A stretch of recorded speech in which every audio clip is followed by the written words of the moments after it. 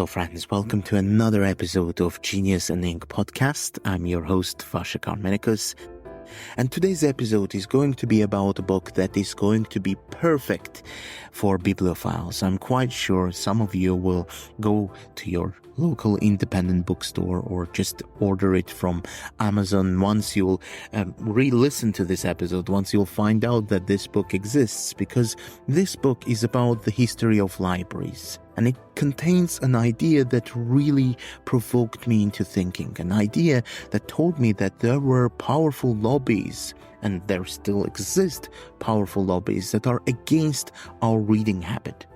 They do everything that our self-development, our self-improvement wouldn't exist, that work against our self-development. And when I mean self-development, I don't mean the cheap self-help videos that you sometimes can get recommended on YouTube, celebrities that promise you immortality if you will follow their morning routine. It is a particularly popular type of videos today. What I mean is the self-development that make you independent thinker, a thinker who builds a inner citadel that Marcus Aurelius was describing, a person who is prone against advertisement that is bombarded to us from every corner.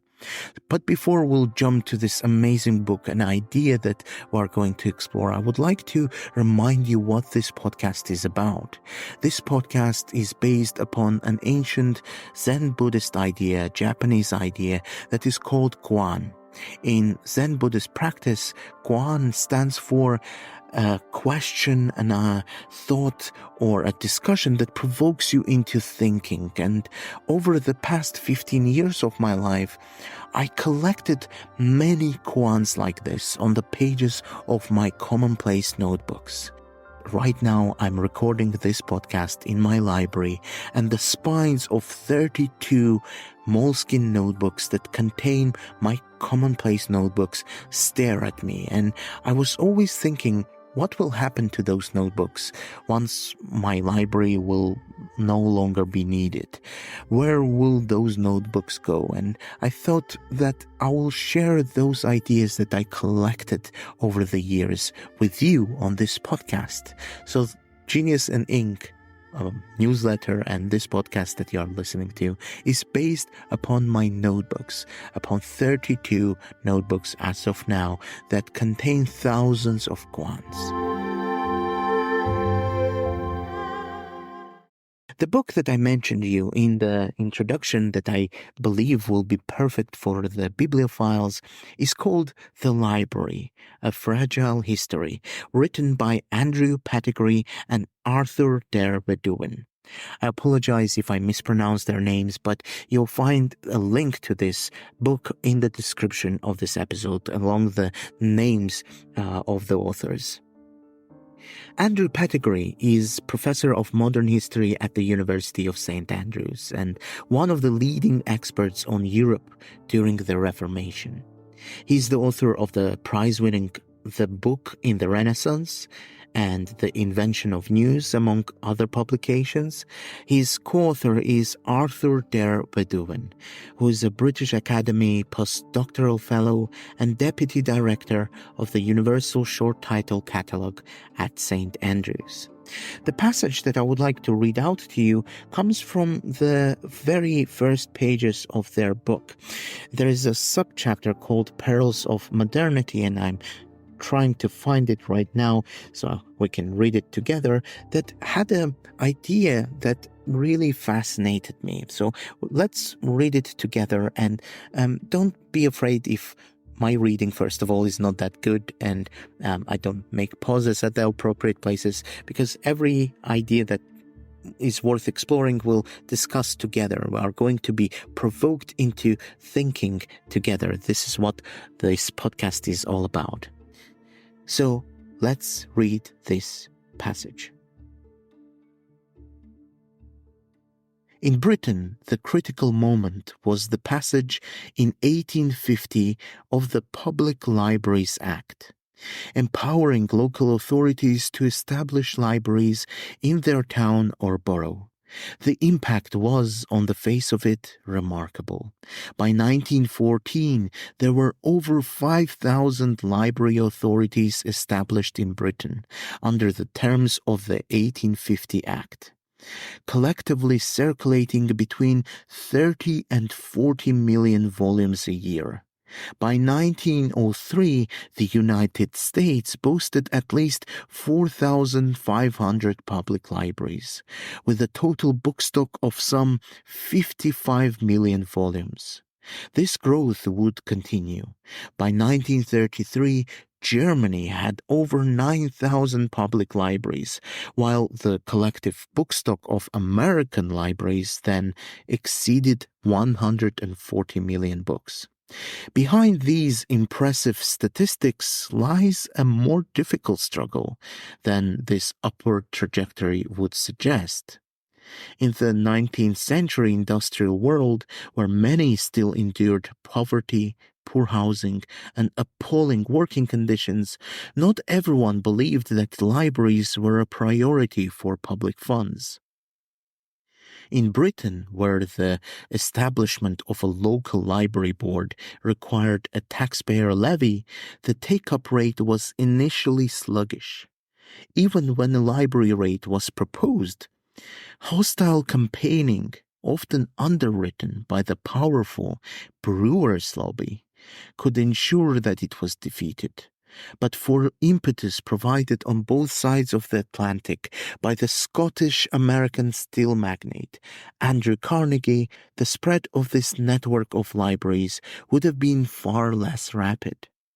It is on such individual passions and obsessions, as well on vast global changes, that the history of the library hinges. This is the end of the passage, and I believe there are so many ideas to pick up. First of all, I'm fascinated that the society back in the 19th century Britain really thought differently if you pause to think. Today, if somebody proposed an idea of the public libraries that spread across the country, that demand a lot of investment but no direct return, the governments would say, this is not interesting. There is no return of investment to this, because how do you measure the impact of the public library?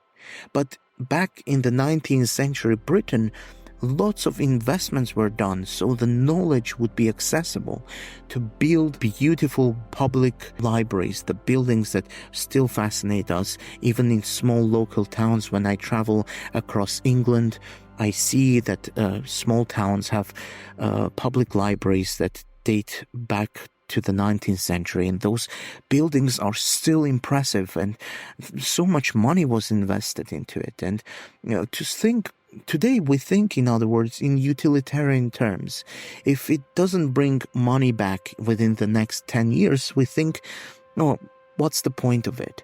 But back then, governments invested into these things. Of course, I don't want to glorify governments of the 19th century. They had their own problems, of course, but just the fact that they initiated something like this is really interesting to me.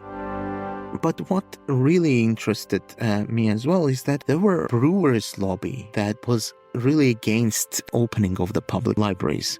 And one questions, why would Brewers lobby, the companies that produce beer, that support pubs, why would they be against public libraries, open access to knowledge for the poor people?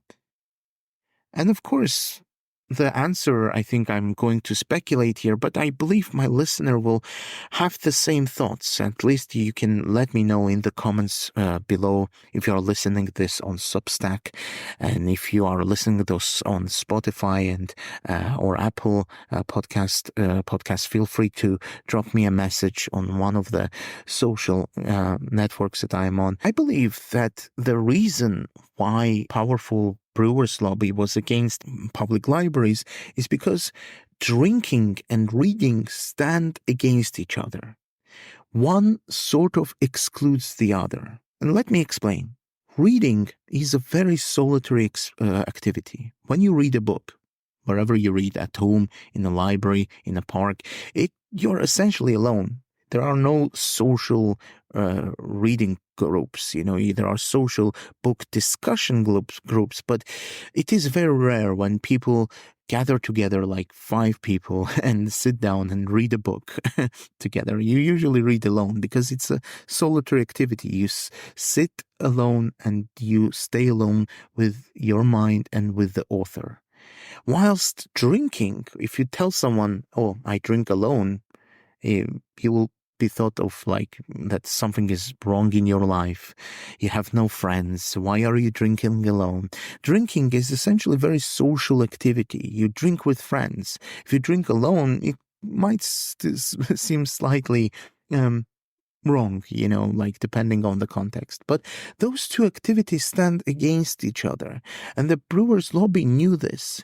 This is the reason why they tried to open a pub in the towns that didn't have a pub, but had a public library, because those kind of small towns, small villages that started slowly growing into towns, very often a public library would come across, and a pub would still be in a town. So like they tried to compensate this, but it is worth of thinking. This really provoked me into thinking that like lobbies like this essentially were against an activity that is improving one's mind and one's thoughts. I believe that whatever book you're reading, it is good for you to a degree. Of course, there are exceptions, but reading is generally something that improves your focus. It helps you to stay alone with your mind and read your own thoughts in the age of constant distraction. I don't care what book somebody reads. If they read, it tells a lot about themselves. There is a certain degree of a comfort that you must have with your own mind in order to read.